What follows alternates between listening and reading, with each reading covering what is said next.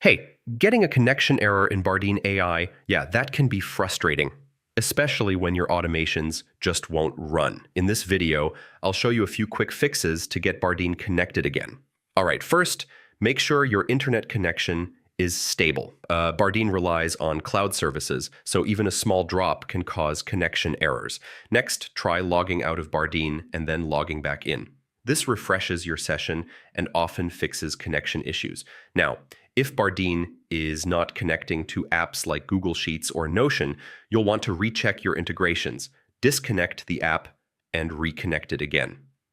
Sometimes other browser extensions can block Bardeen's connection, so try disabling things like ad blockers or privacy extensions, and then test again. If the problem is still there, clearing your browser cache and cookies can help fix hidden conflicts. Also, make sure Bardeen is updated. If needed, just remove the extension and reinstall it from the Chrome Web Store. One more thing, sometimes the issue is on Bardeen's side, so check their server status or community updates to see if there's an outage. And yeah, that's it. One of these fixes should solve the Bardeen AI connection error. If not, you can contact their support for help. Thanks for watching, and I'll catch you in the next one.